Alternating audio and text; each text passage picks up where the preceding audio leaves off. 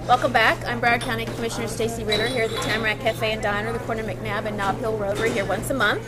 Today we're talking to Andrea Busada, who is the Director of the Broward County Elderly and Veteran Services Division, and I want to thank you again for being here. I'm happy to be here. You can watch these videos on YouTube. It's youtube.Stacy Ritter and the number /Stacy Ritter and the number 3, or you can go to my brand new Broward County website, which is www.broward.org/Stacy Ritter, and check out the videos there as well. And of course, they'll probably end up on other people's blogs and stuff. You can always click there too and find out where they've gone viral. In the first segment, we were talking about all of the services that the Elderly and Veterans Division does for Broward County residents, and we were talking about we stopped with monthly caregiver stipends. And I actually forgot the question I wanted. Oh, where do you find the caregivers? For example, someone is in need of assistance and they need help with their lawnmower or something. Where do you find the people? Are they Broward County employees or are they independent contractors?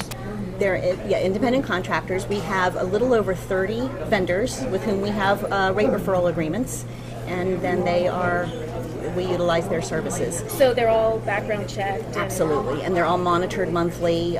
We do on-site monitoring, both at their offices to check their records, check their timesheets, that sort of thing, and then we will also do monitoring in the clients' homes as well. And one of the nice things about it is the clients are allowed to choose which vendor they want to use. Wow. So. Now, are they all the same price then? Yes. Or, okay. Is there skilled caregiving as well as general homemaking caregiving? Yes. Yes. So you have registered nurses or and home health care aides, and absolutely. All with these 30 vendors. Yes. And the vendors had to go through a procurement process. Absolutely. Okay. Yes. It was all open and transparent. Yes, that's correct. Okay. And are they local? I mean, would you know any of the names? I don't know any of the. Would they be something that people in the business would know, these vendors? Yes, absolutely. And they're all local. And in Broward County, to become a qualified vendor, you have to go through a process, yes, which we're not going to talk about today. We'll certified and licensed. Andrea's not the procurement person. I'm sure you're thrilled about that. We reimburse for medical supplies. Mm-hmm. So how do their tax dollars? You want to make sure that they're spent wisely, absolutely, that there's a paper trail. Mm-hmm. How do you do that? How do you guarantee that the person is actually in need of the service and that the service is a medically necessary one? The case managers determine that when they do the formal assessment, and the assessment tool that they use is one that's provided to us by the state of Florida. Okay. And so we follow that process, and everything's tracked in not only in the Human Services Department database, but also the state of Florida Department of Elder Affairs database as well. Okay. There's a lot of quality assurance that goes on to make sure that that information matches in both databases and is accurate. We have a quality assurance coordinator who checks all of that. Okay. We also then the contract and grants administrator for those vendor agreements then checks those records against the records provided by the vendors to make sure all of that matches as well. So there are lots of eyes looking at this absolutely, to make sure that there's no funny business lots going of cross-checking and monitoring. Okay, and it says here, okay, so let's talk about the form of payment. Some services are free of charge.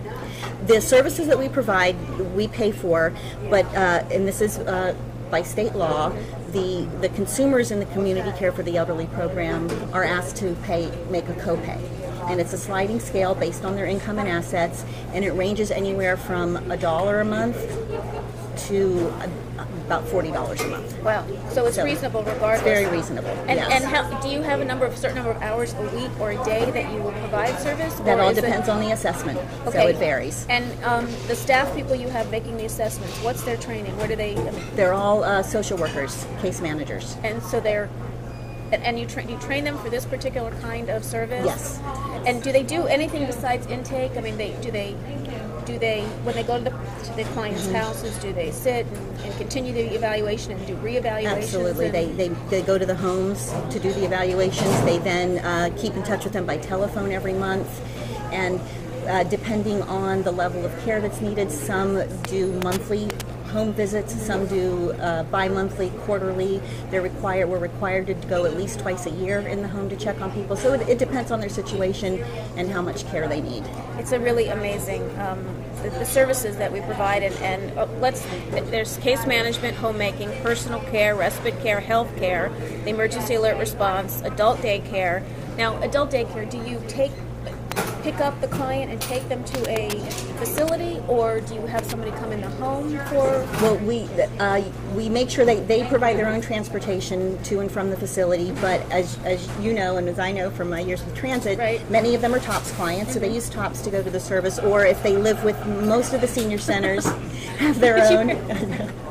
Most of the senior centers have their own transportation service for a limited service area within their neighborhood, and it's to everyone's benefit to have someone go to the center closest to their home. No one wants to ride in a car or a van or a bus for more than 10 or 15 minutes. And is that possible to get within 10 or 15 minutes of an adult daycare center in a county as big as Broward? Absolutely. There's 31 daycare centers in the county, so wow. it's tremendous.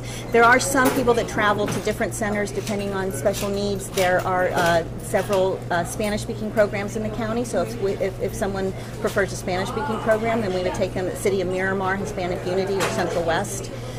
There's also several, such as the Daniel Cantor Senior Center, that have kosher meals. Right. So depending on their individual needs, that will determine which center they go to.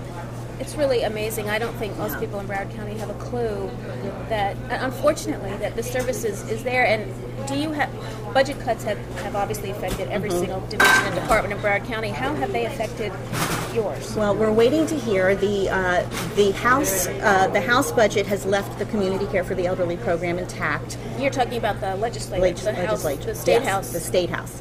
The state Senate budget proposal has included a $5 million cut for the CCE program, which is statewide. So it's not catastrophic, but we would prefer to see a zero cut. The cut that we're most concerned about is, and if we want to segue into the next section for services we provide, is the behavioral health section. And this is, and I'm sure you're aware of the tragic event in Davie with the elderly couple. Mental health issues and substance abuse issues are, people don't think of the elderly as having those issues. It's really overlooked. Let's do that one. Let's take a break and let's talk about the behavioral health section of your division, and we'll be right back.